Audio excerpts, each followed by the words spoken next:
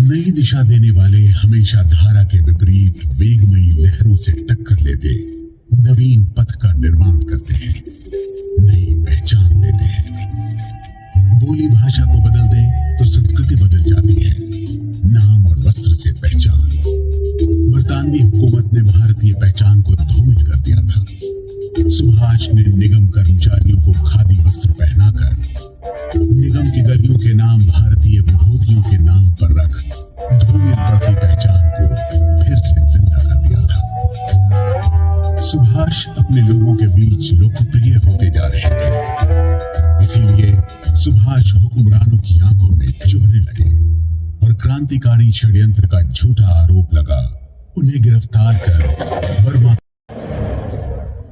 ये वही जेल है जहां लोकमान्य तिलक और लाला लाजपत राय जैसे संग्रामियों को रखा गया था। मांडले मेरे लिए जेल नहीं, तीर्थ है। मैं तीर्थ पर निकला हूं। मांडले जेल नहीं, यातना गृह था। लकड़ी का बना लकड़कोट था। मौसम की मार पड़ती, बारिश का पानी अंदर आ सकता। कहां खड़े हो, कहां बैठे। गिरता स्वास्थ्य और निमोनिया की मार झेल 3 साल की सजा के बाद वे एक मजबूत नेता के रूप में बाहर निकले। सुभाष युवाओं के चहेते बन गए थे। उनकी उपस्थिति युवाओं में जोश भर देती थी। गांधी जी जब एकांत में चिंतन कर रहे थे, तब सुभाष ने स्वतंत्रता संग्राम की गति को बनाए रखने में आगे बढ़कर योगदान दिया। मिल मजदूरों को संगठित किया, साइमन कमीशन का विरोध किया। बनाया जा रहा था। बंगाल प्रेसिडेंसी के कटक में सुभाष का जन्म हुआ। किसे पता था कि आगे चलकर यही सुभाष इसी विक्टोरिया हुकूमत के खिलाफ संघर्ष की कमान संभालेगा। बचपन द्वंद से भरा था। मन में सवाल उठते और मिटते जाते। 15 साल की आयु में विवेकानंद के विचारों से उनका परिचय हुआ, जिसका उनके व्यक्तित्व पर गहरा प्रभाव पड़ा। मातृभूमि आराध्य है, प्रत्येक भारतीय सहोदर है और भारत की मुक्ति जनशक्ति पर है।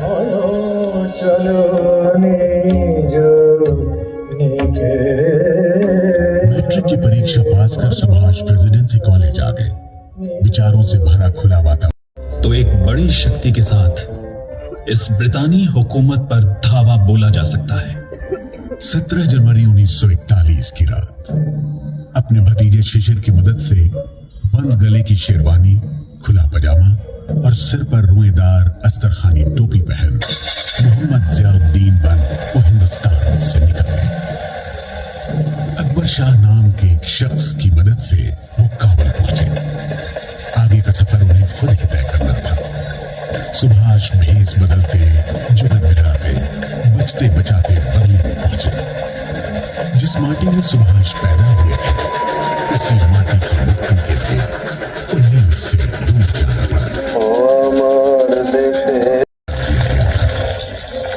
सुभाष के लिए अब संघर्ष करना कठिन होता जा रहा था।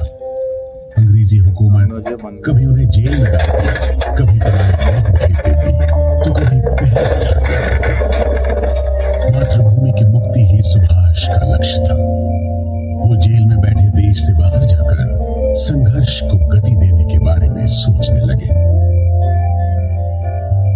अब समय आ गया है जब राष्ट्र की लड़ाई अंतर्राष्ट्रीय राजनीति में प्रवेश कर लड़नी पड़ेगी।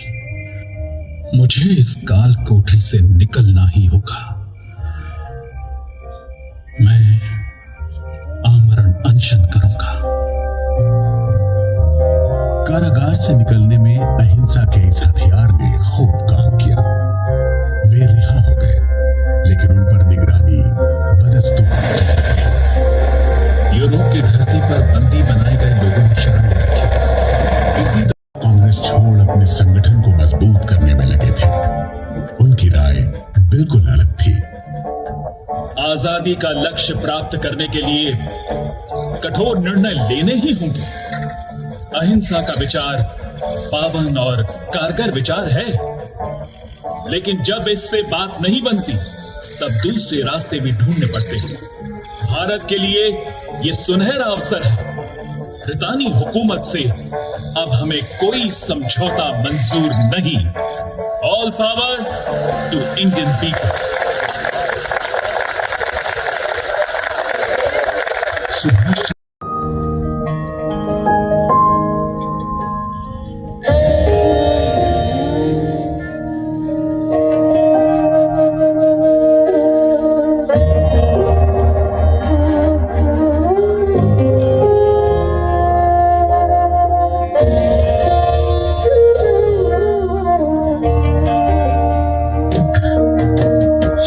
सुख चैन की बरखा बरसे भारत भाग है जागा।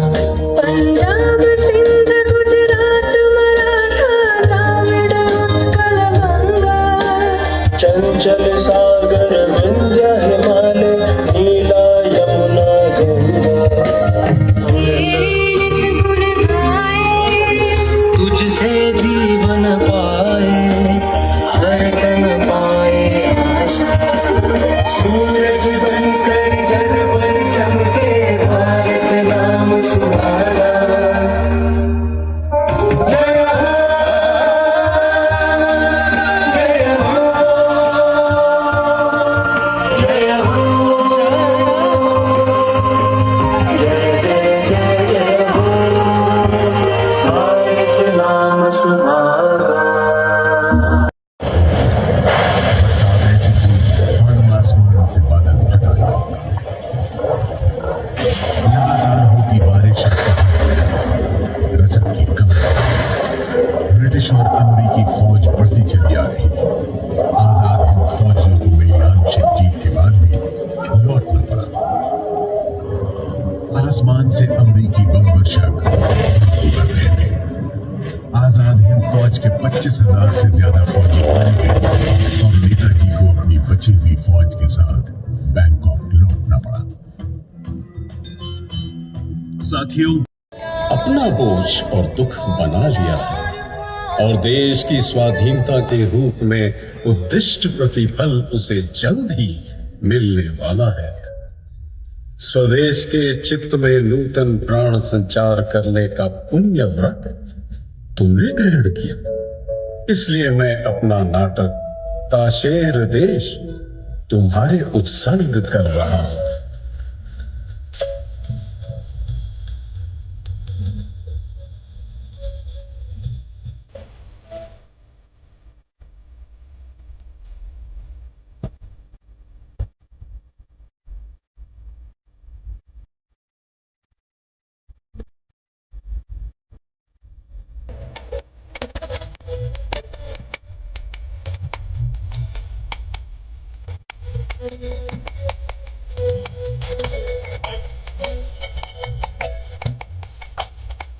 आधी आबादी की भागीदारी के बिना संग्राम अधूरा था।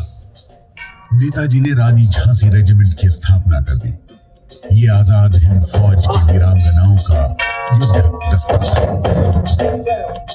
मार्च 1944 आजाद हिंद के सिपाही तैयार खड़े थे। जनरल कियानी ने आदेश दिया और जय हिंद दिल्ली चलो के नारे लगाते जोशीले भारतीय जवानों ने इंफाल पर धावा बोला। आजाद हिंद फौजियों ने भारत की सीमा में घुसकर तिरंगा लहराया। वहां कुछ ही दूर उस नदी के पार, उन जंगलों से आगे, उन पहाड़ियों के उधर फैली है हमारे सपनों की धरती। जिस धरती में हम जन्मे थे उसकी गोद में अब हम लौट रहे हैं। लहू को लहू बुला रहा है। उठो, हथियार संभालो, बढ़ते चलो, चलो दिल्ली चलो। इंफाल सिर्फ 10 जाना पड़ा। आंतरिक खींचतान और दमघोंटू वातावरण। सुभाष ने अप्रैल 1939 के कलकत्ता की बैठक में इस्तीफा दे दिया। कांग्रेस ने दूरदृष्टि वाला विचारोत्तेजक युवा अध्यक्ष खो दिया था। सुभाष खिन्न थे कि जिस संगठन के साथ आंदोलन में उन्होंने अपने जीवन के 20 वर्ष लगा दिए, वहां इतना अविश्वास। तभी गुरुदेव रविंद्रनाथ ठाकुर ने अपने मधुर वचनों से उनके संताप को हर लिया। मैं उस पौ को फूंकते देख रहा हूं जिसमें तुम्हारी राजनीतिक साधना शुरू हुई थी। आज तुम मध्याह्न के उस निर्मल आलोक में उद्भाषित हो रहे हो जिसमें शंकाओं का प्रवेश निषिद्ध है। मुझे लगता है तुम अपने मातृभूमि के लिए नई रोशनी और उम्मीद के संदेश वाहक बनकर आए हो। आने वाली लड़ाई में उसका साथ शायद मैं न दे पाऊं। मैं केवल आशीर्वाद दे सकता हूं और विदा लेता हूं। आश्वस्त हूं कि देश के बोझ बाद जब छूट कर आए तो फिर जेल में डाल दिए गए। मध्य प्रदेश के सिवनी जिले में जब तबीयत खराब होने लगी तो रिहा करने के बजाय वियना भेज दिया गया। अजीब सिलसिला था। सुभाष की आजादी हुकूमत के लिए खतरा बन सकती थी। 1938 में जब इंग्लैंड में थे तभी पता चला कि उन्हें कांग्रेस का अध्यक्ष बना दिया गया है। नए इरादों और भविष्य के सपनों के साथ हरिपुरा गुजरात के अधिवेशन में पहुंचे और पूरे जोश से घोषणा कर दी। साथियों, धरती पर अब ऐसी कोई ताकत नहीं जो भारत को पराधीन कर सके और आने वाले वक्त में हम इसे सत्य करके दिखाएंगे। सुभाष नई सोच और जवां इरादों वाले नेता थे। वे भविष्य के सपने देख रहे थे। आजाद भारत आर्थिक प्रगति के रास्ते पर कैसे चलेगा? दुनिया के दूसरे देशों के साथ कंधे से कंधा मिलाकर बराबरी के साथ कैसे खड़ा होगा? अपने ही लोगों के बीच सुभाष को शक की नजर से देखा जाने लगा। इसीलिए जब दूसरी बार अध्यक्ष पद के लिए खड़े हुए और जीत गए तब कार्यकारिणी के सदस्यों में से अधिकांश ने इस्तीफा दे दिया। गांधी जी ने सीतारमैया की हार को अपनी हार तक कह डाला। गांधी और सुभाष के नजरिए की खाई और गहरी हो गई। सुभाष गांधी जी से मिले लेकिन खाई पाटी नहीं जा सकी। मध्य प्रदेश के सुभाष युवाओं और श्रमिकों के चहेते बन गए। उनकी उपस्थिति सभाओं में जोश भर देती थी। अपने पिता के साथ चले संग्राम में तो सुभाष जीत गए, लेकिन स्वाधीनता संग्राम की भूमि पर राष्ट्रपिता खड़े थे। ब्यास नदी का किनारा था और ऊपर स्वतंत्रता संग्राम का झंडा लहरा रहा था। गांधी जी ने संपूर्ण स्वाधीनता का प्रस्ताव रखा। सुभाष खड़े हुए और बोले, आप संपूर्ण बहिष्कार के लिए तैयार नहीं। काउंसिलों के बहिष्कार से कुछ हासिल नहीं होगा। मेरा सिद्धांत है सब कुछ या कुछ नहीं। जब तक दलित, श्रमिक, वंचित संगठित नहीं होंगे सविनय अवज्ञा कारगर नहीं होगा। गांधी जी के सविनय अवज्ञा के प्रस्ताव को स्वीकार कर लिया गया, लेकिन मतभेद की लकीर खिंच गई थी।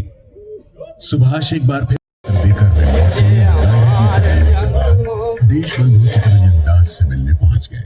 चितरंजन दास से पहली मुलाकात के बाद उन्हें लगा मानो गुरु मिल गए हो। सुभाष चितरंजन दास के सिपाही बन स्वतंत्रता आंदोलन में कूद पड़े।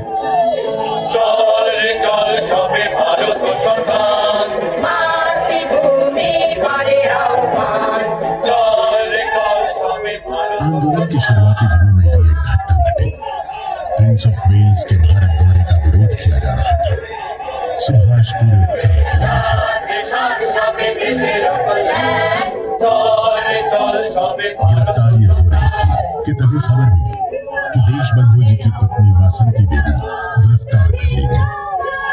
वे दुखी मन से देशबंधु जी के पास पहुंचे। उन्हें पीड़ा इस बात की नहीं थी कि वासंती देवी को गिरफ्तार कर लिया गया, बल्कि दुख इस बात का था कि उन्हें गिरफ्तार क्यों नहीं किया गया। उनकी इच्छा जल्द ही पूरी हो गई। सुभाष को देशबंधु जी के साथ अलीपुर सेंट्रल जेल में बंद कर दिया गया। फिर तो जब तक हिंदुस्तान में रहे जेल उन्हें प्रभावित करने लगे। मन में बेचैनी थी, कई सारे सवाल, उत्तर मिल नहीं रहा था। एक दिन गुरु की खोज में निकल पड़े। तीर्थ स्थलों, आश्रमों, साधु सन्यासियों के बीच भटकते रहे। मन शांत हुआ तब घर लौट आए। गुरु तो नहीं मिला था, लेकिन संशय के बादल थोड़े छट गए थे। मन में मातृभूमि और उसकी मुक्ति की बातें घूमने लगी थी कि तभी पिता ने फरमान सुनाया कि सुभाष, तुम कैम्ब्रिज जाओ और आईसीएस की परीक्षा दो। सुभाष दुविधा में जरूर पड़े, लेकिन पिता के आदेश को ना नहीं कह सके और समुद्री जहाज से इंग्लैंड के लिए रवाना हो गए।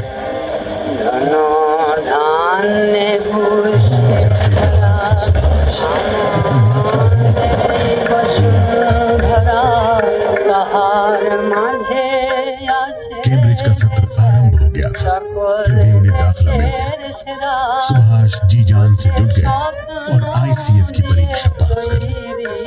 मन को फिर द्वंद्व में आ घेरा। मन की बात नेताजी रेडियो पर बोल रहे हैं, वो है कहाँ?